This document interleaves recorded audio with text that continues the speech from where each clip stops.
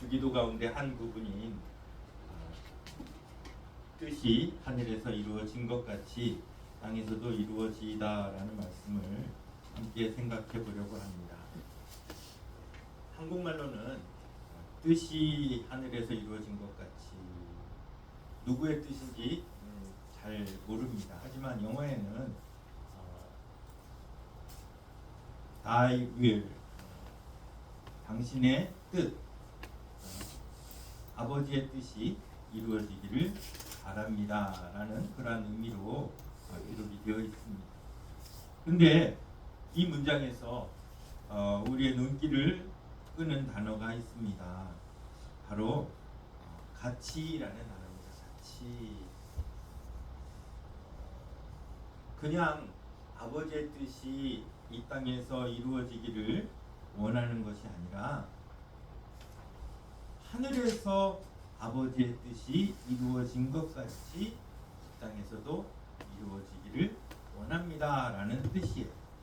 결국 이 기도를 우리가 완벽하게 하기 위해서는 아버지의 뜻이 하늘에서 어떻게 이루어졌는지를 먼저 알아야 된다는 이야기죠. 아버지의 뜻이 하늘에서 어떻게 이루어졌습니까?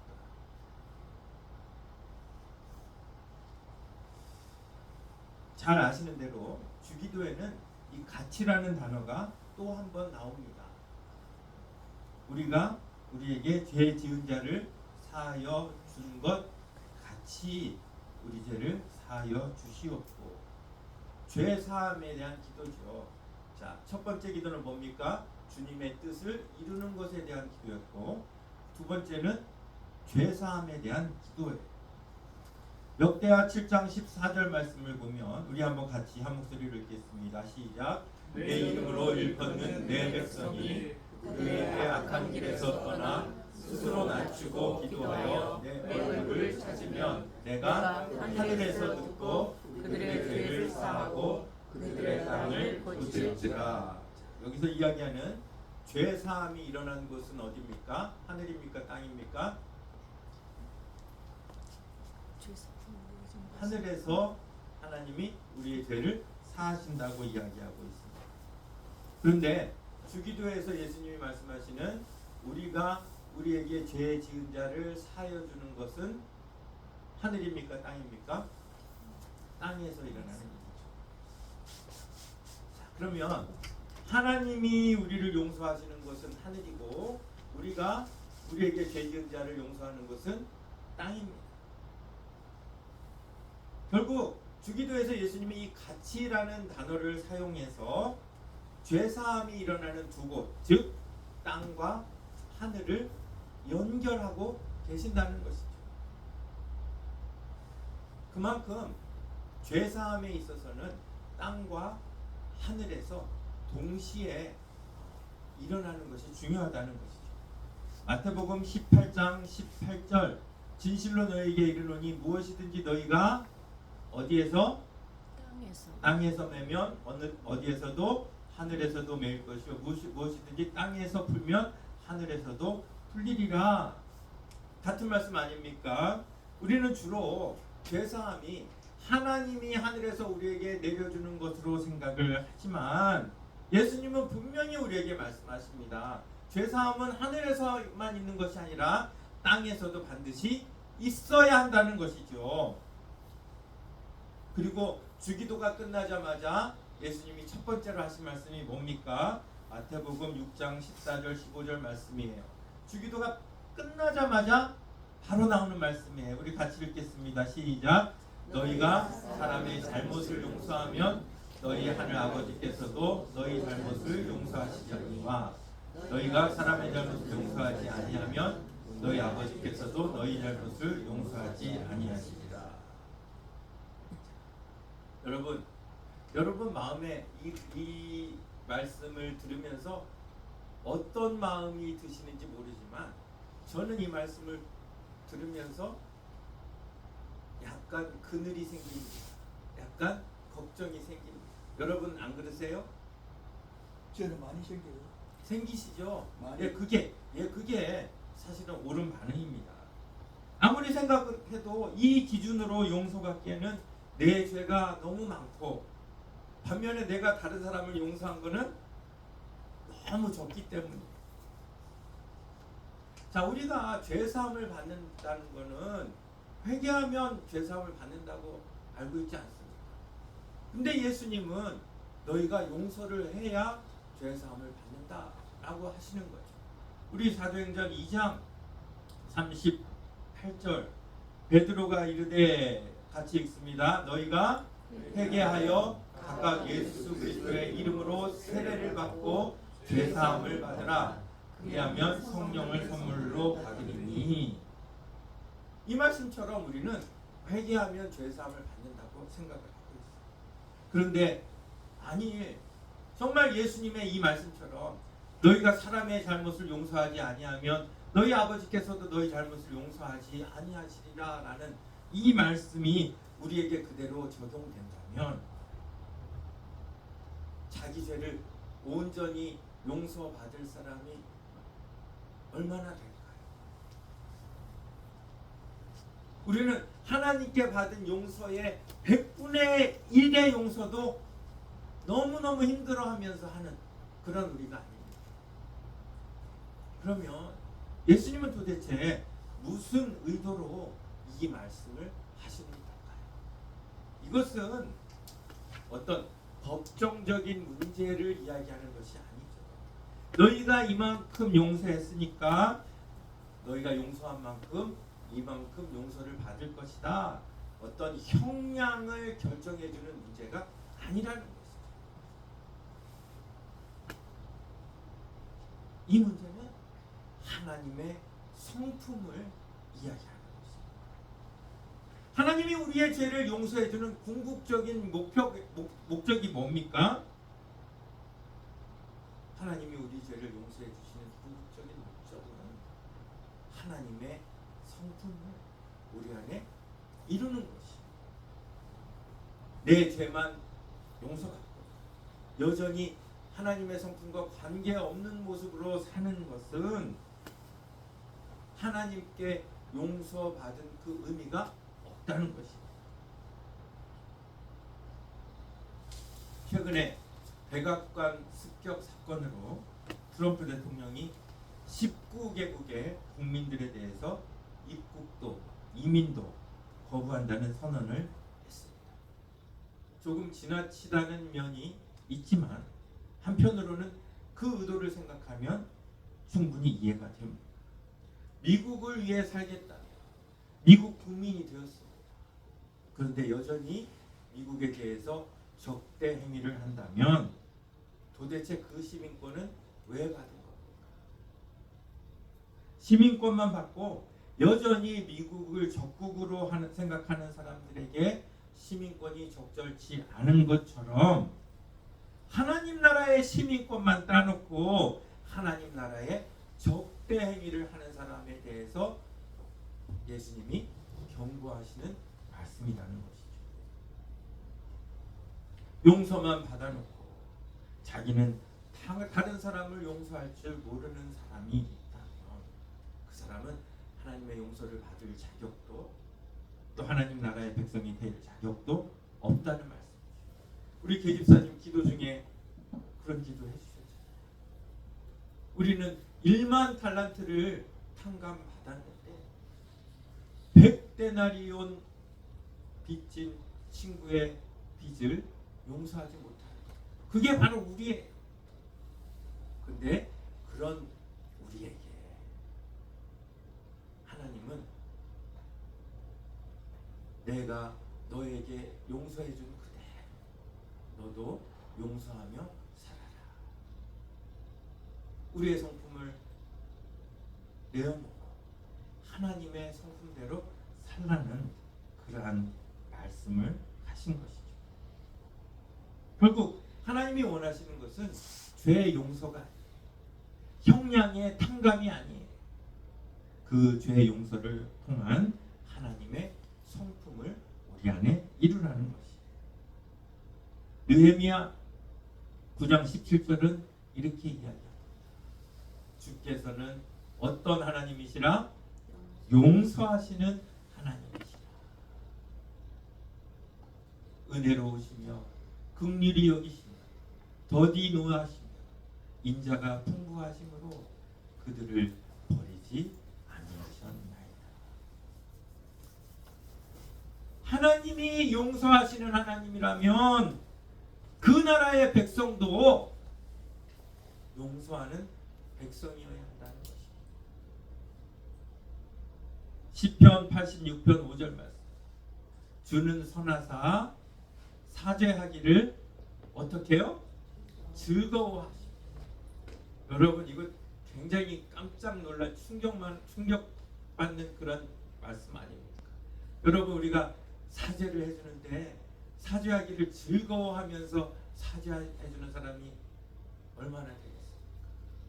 제가 10번을 용서했다면 그 중에 한 번을 즐거워하면서 할까 말까 하지 않습니까?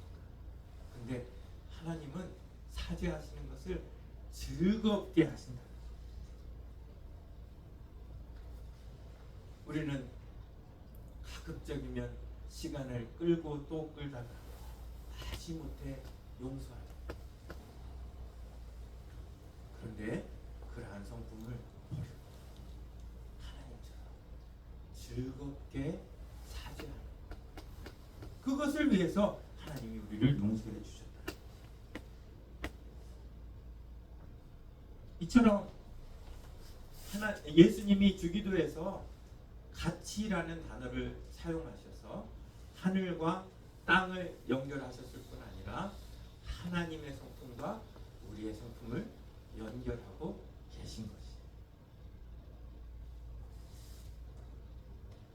제가 한국에 있을 때 학교에서 느낀 거예요. 교장 선생님이나 교감 선생님이 이렇게 평교사에 가서 선생님 이것 좀 해주시겠어요? 지시를 하거나 부탁을 하면 평교사들은 아무리 바쁜 일, 아무리 중요한 일을 하고 있어도 기다렸다는 듯이 벌떡 일어나서 즉각적으로 순종을 해요. 전 깜짝 놀랐어요. 아니 자기가 지금 막 중요한 일을 하고 있는데 교장 선생님이 이거 해주시겠어요? 하니까 그 자리에서 그냥 벌떡 일어나가지고 하는 거예요. 그 속마음은 어떤지 모르겠어요. 그런데 교장 선생님이 입장에서는 어떻겠습니까? 얼마나 흡족하고 얼마나 기쁘겠어요. 근데 용서를 하려면 그렇게 하라는 거예요. 하나님이 사죄를 즐거워하시는 하나님이라면 우리도 남을 용서할 때 기다렸다는 듯이 용서할 일이 있으면 기다렸다는 듯이 하라고. 근데 우리는 부부간에도 사실 그렇게 못하잖아요. 멍하니 좀 이렇게 질질 끌고 있잖아요. 그런데 하나님은 하늘의 용서가 이런 것이고 땅의 용서도 이렇게 해야 된다라고 말씀을 하시는 것이죠. 자, 이렇게 이 가치라는 단어가 이러한 의미가 있는데 오늘 우리가 읽었던 아버지의 뜻이 이루어지기를 원하나이다 라는 그 기도에서도 가치라는 단어를 쓰고 계세요. 그래서 이 가치라는 단어를 통해서 예수님은 하늘과 땅 여전히 연결하고 계시죠. 아버지의 뜻이 하늘에서 이루어진 것 같이 땅에서도 이루어지다. 하늘과 땅을 연결하고 계세요. 그런데 두 개의 경우가 좀 다르잖아요. 자, 용서에 대해서는 어떻습니까? 하늘과 땅, 하늘의 용서, 땅의 용서를 연결을 하고 있는데 어디서부터 시작해요? 땅의 용서부터 시작을 해서 하늘의 용서로 가요. 그러니까 땅에 사는 우리는 그게 이해가 돼요. 아, 땅의 용서가 이렇기 때문에 하늘의 용서도 이렇게 되는구나. 이해하기가 쉬워요. 근데 이 아버지의 뜻을 이루는 것은 어떻게 합니까? 하늘에서 이루어진 것부터 시작해서 땅에서 이루어지는 것으로 연결이 돼요. 그러니까 하늘에 가본 사람이 아니고는 이해가 어렵습니다. 그렇죠? 아버지의 뜻이 하늘에서 어떻게 이루어진지 아시는 분 계세요? 자, 그러면 우리는 하늘이 어떤 곳인지를 전혀 알 수 없습니까? 있습니까? 있어요. 왜냐하면 성경은 하늘에 대해서 충분한 정보를 우리에게 제공해 주기 때문이에요. 성경이 이야기하는 하늘은 어떤 지리적, 물리적인 개념이 아니에요. 자, 우리는 하늘에 대해서 어떻게 찬양을 합니까?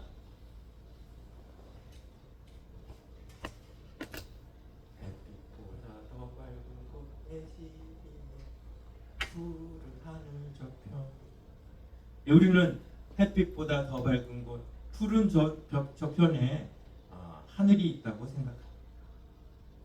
그런데 정말 하늘나라가 햇빛보다 더 밝다면 우리는 하늘나라에 들어서는 순간 눈을 다 버리고 말 겁니다.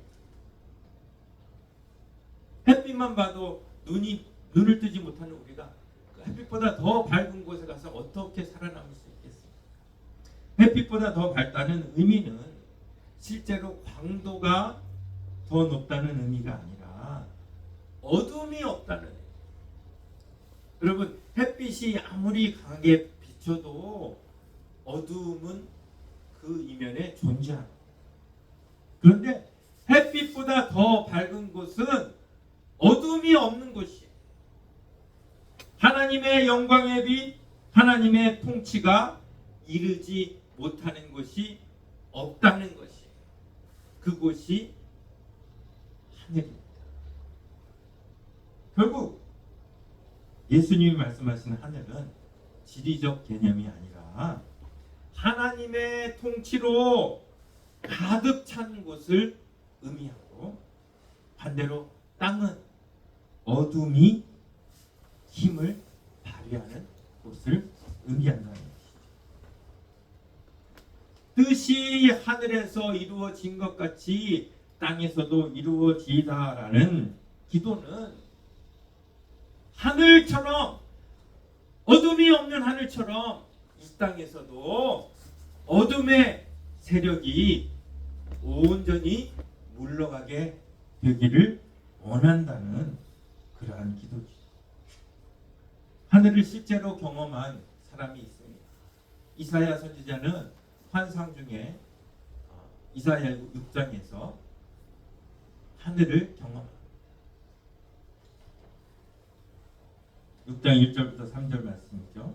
우시야 왕이 죽던 해에 내가 본즉 주께서 높이 들린 보좌에 앉으셨는데 그의 옷자락은 성전에 가득하였고 스랍들이 모시고 섰는데 각기 6날개가 있어 그 둘로는 자기의 얼굴을 가리었고 둘로는 자기의 발을 가리었고 둘로는 날며 서로 불러 이르되 거룩하다 거룩하다 거룩하다 만군의 여호와여 그의 영광이 온 땅에 충만하도다.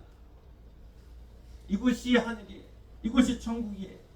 높이 들린 보좌, 하나님이 높이 들린 보좌 위에서 옷자락이 성전에 가득하였다는 것은 하나님의 영광과 통치가 그곳에 빈틈없이 충만하다는 그런 것입니다. 이처럼 하늘은 하나님의 영광과 통치가 충만한 곳입니다. 그리고 하늘에 또 누가 나옵니까? 스랍이 나옵니다. 스랍은 천사들이죠. 여기 나오는 스랍들은 로봇이 아닙니다. 그들은 자신의 의지가 있습니다. 하지만 자발적으로 하나님 옆에 서서 하나님을 높이고 찬송하고 하나님이 말씀하시면 즉각적으로 기쁘게 순종합니다. 왜냐하면 하나님의 거룩하신 뜻을 행하는 것이 그들의 기쁨이자 존재 목적이기 때문입니다. 스랍들은 말씀에 거역하는 법이 없습니다. 천국에 있는 모든 존재가 하나님의 뜻을 이루기 위해 존재하고 하나님의 뜻이 이루어지는 곳에는 거룩하다 거룩하다 거룩하다 영광을 노래하는 찬송이 울려 퍼집니다. 반대로 땅은 어떤 곳입니까? 하나님의 뜻이 이루어질 때도 있지만 이루어지지 않는 때도 많습니다. 그런데 하나님의 뜻이 이루어지지 않는 가장 큰 이유, 뭘까요? 인간 때문이죠. 인간. 하나님의 능력이 땅까지 미치지 못해서가 아니라 인간 때문에 하나님의 뜻이 이 땅에서 이루어지지 못한다는 것입니다. 하나님이 가장 사랑하는 존재가 인간인데 그 인간이 하나님의 뜻을 이 땅에 이루는데 가장 큰 방해물이 된다는 것이죠.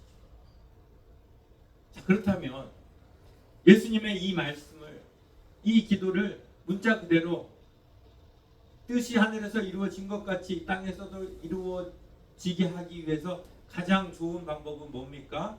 가장 큰 장애물을 제거하기만 하면 돼요. 인간만 없어지면 이 땅에 하나님의 뜻은 자연히 이루어질 수밖에 없어요. 인간이 문제라는 거예요. 인간들은 하나님의 뜻보다 자신의 뜻이 이루어지기를 더 기뻐하는 그런 존재예요.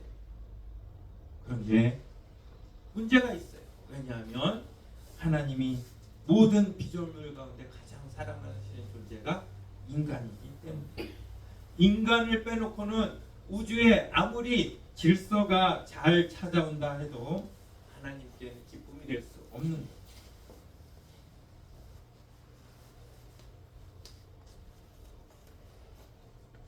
하나님의 뜻을 이루는 가장 큰 방해물인 인간을 통해서 하나님은 그 뜻을 여전히 이 땅 위에 이루시기를 원하신다는 거예요.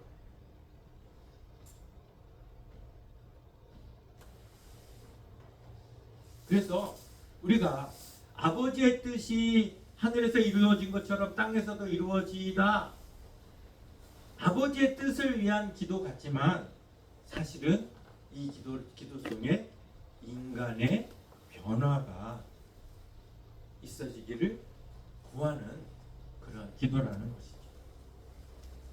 어떤 변화입니까? 마태복음 16장 24절 말씀 같이 읽습니다. 시작. 누구든지 나를 따라오려거든 자기를 부인하고 자기 십자가를 지고 나를 따를 것이니라. 아버지의 뜻을 이 땅 위에 이루는데 가장 큰 걸림돌인 내 뜻, 인간의 뜻, 이것을 포기하고 부인하지 않으면 예수님을 따를 수 없다는 거예요.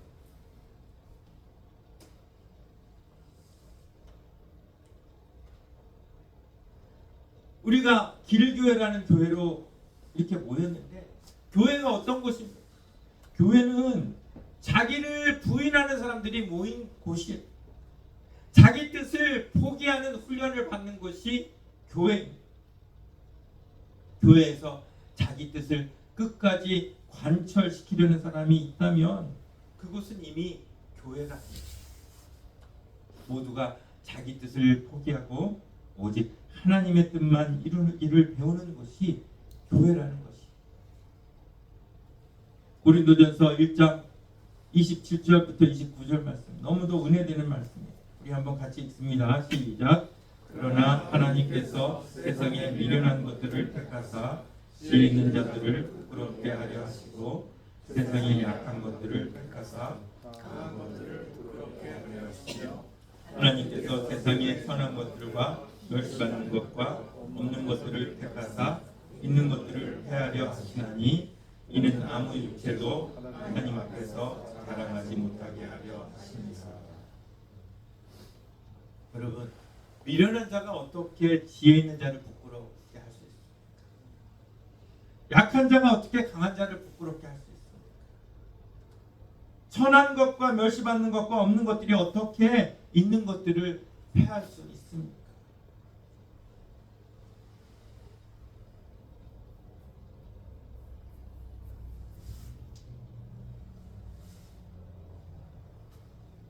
그런데 미련한 것, 약한 것, 선한 것, 멸시받는 것, 없는 것들의 특징이 있어요.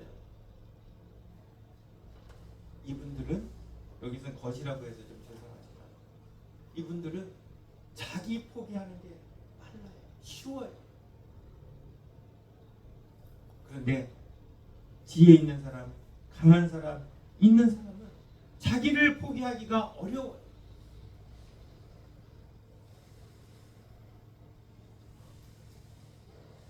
내가 아무리 지혜가 있어도, 내가 아무리 강해도 그것은 하나님 나라에 절대 도움이 안 된다. 하나님 나라는 강한 자나 약한 자나 모두가 자기를 부인하고 내 뜻을 포기하고 하나님의 뜻을 이루는 곳이 하나님 나라라는 것이죠. 결국 뜻이 하늘에서 이루어진 것 같이 땅에서도 이루어지다라는 기도는 내 뜻은 하나님 나라에 전혀 도움이 안 됩니다라는 그 자각을 내포하고 있다는 것입니다. 주의 뜻을 이 땅에 이루는데 가장 큰 걸림돌이 바로 나입니다. 내 뜻입니다. 이것을 내려놓겠습니다라는 결의로부터 나와야 되는 기도가 바로 이 기도라는 것이죠. 하늘에 있는 모든 존재가 바로 그런 존재이기 때문에 이제까지 우리는 수천 번 주기도를 하면서도 주의 뜻이 그냥 하늘에서 뚝 떨어져서 우리와 상관없는 곳에서 이 땅 어딘가에 이룰 것이라고 생각하며 기도하지는 않았는지, 이 기도는 그냥 뚝 떨어지는 어떤 주의 뜻을 말씀하는 것이 아니다. 내 안에서 하나님의 뜻을 이루기 위한 얼마나 많은 포기와 부인이 있어야 하는지를 예수님이 역설적으로 우리에게 가르쳐 주시는 말씀입니다. 결론입니다. 예수님은 주기도에 이 가치라는 단어를 2번 쓰심으로 하늘과 땅을, 그리고 하나님의 성품과 우리 인간의 성품을 연결시켜 주십니다. 특별히 아버지의 뜻이 하늘에서 이루어진 것 같이 땅에서도 이루어지기 위해 우리에게 가장 필요한 것이 무엇인지를 함께 살펴보았습니다. 하나님의 뜻을 이 땅에 이루기 위해서 가장 필요한 것은 내 자신이 죽는 것입니다. 내 뜻을 포기하는 것입니다. 하나님 나라에서 내 뜻도 살고 하나님의 뜻도 사는 일은 절대 없습니다. 내 뜻만 제거되면 이 기도는 저절로 이루어지게 되어 있어요. 하지만 이 세상에서 가장 어려운 일이 바로 내 뜻을 포기하는 것이죠. 그래서 이 말씀이 사실은 우리가 가장 이루기 어려운 그러한 기도라고 볼 수 있는 것입니다. 다시 말씀드리지만 예수님이 주기도 가운데 이 가치라는 단어를 쓰셨다는 것은 하나님과 우리를 밀접하게 연결시키는 것이고, 우리처럼 부족한 죄인이 하나님의 성품으로 하나님의 뜻을 온전히 이루는 영광스러운 직임을 받았음을 선언하시는 것이죠. 오늘 이 시간 통해서 우리는 이제까지 이 기도를 어떤 마음, 어떤 자세로 드렸는지 돌아볼 수 있기를 원합니다. 하나님의 뜻을 이 땅에 이루는 주체는 우리와 상관없는 하나님이 이루시는 것이 아니라 내가 이룬다는 사실을 기억하고 내 생각과 내 지혜, 내 뜻을 모두 부인할 때 온전히 아버지의 뜻이 이루어진다는 사실을 기억하며 정말 아버지의 뜻을 이루기 위해서 내 자신을 온전히 포기하겠다는 결단을